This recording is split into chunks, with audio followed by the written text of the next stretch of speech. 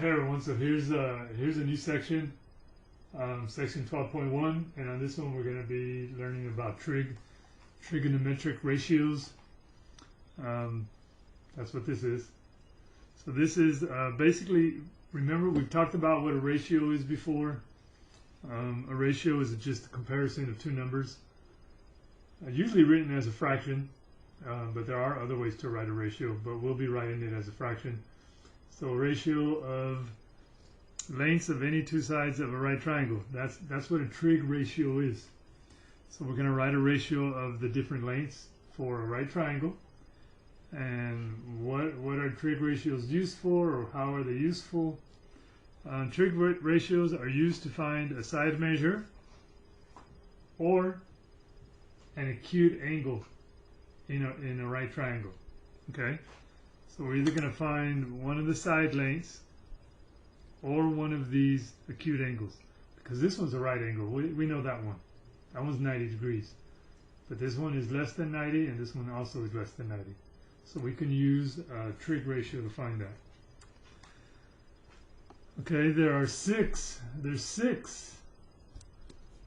possible trig ratios we could choose from, but we're only going to deal with three. The three we're going to work with are called sine, cosine, and tangent. And this is how we abbreviate it. Sine, S-I-N, C-O-S, and T-A-N.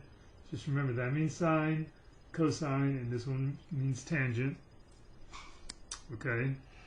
And then the definition of them, whenever we have a right triangle like this,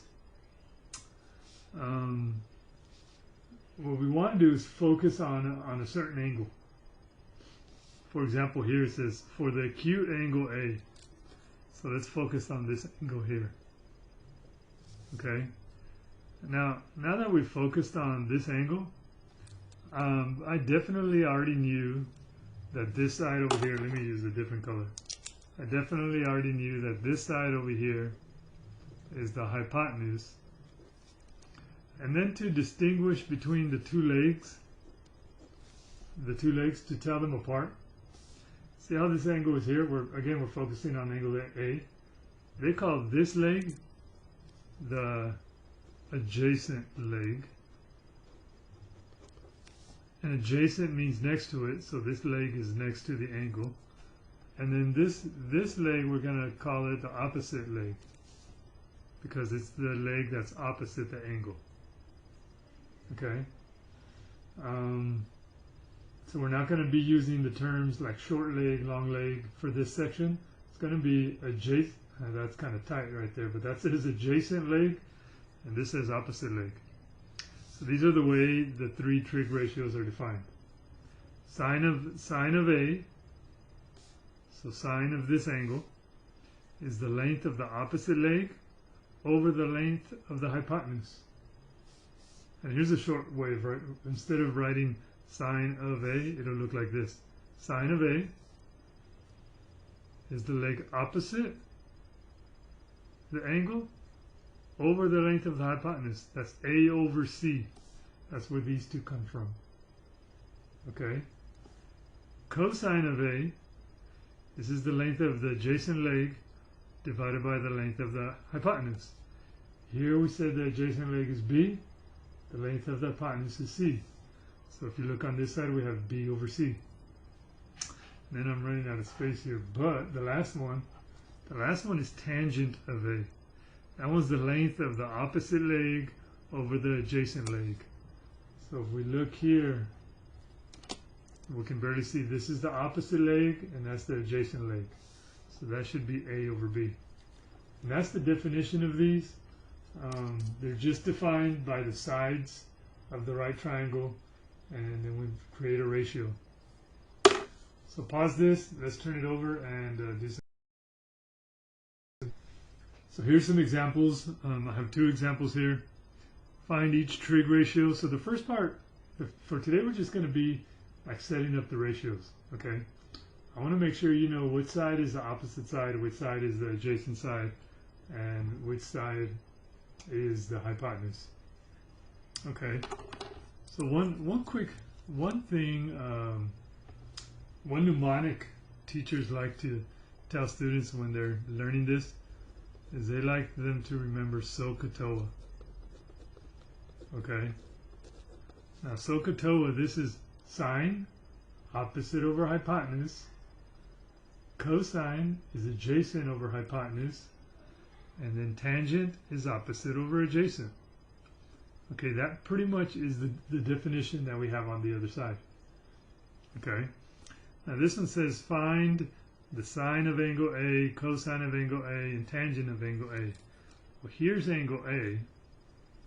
Since this is angle A, I know this is the hypotenuse. That thing never seems to go away, right? And then these two are the legs. This is the leg. This is the leg. Since we're focused on this angle, I know this leg is the adjacent leg. Man, and I keep writing that so tight. Let me there we go. So this is the adjacent leg, and then this leg is the opposite leg. I'm gonna write it up here, hopefully it fits. Yeah. So then sine, remember sine is this one. Think of this as being opposite over hypotenuse. So sine is opposite over hypotenuse. Here's opposite leg, and here's the hypotenuse. So this would be S over T. Cosine is the second one, and that's the adjacent leg over the hypotenuse.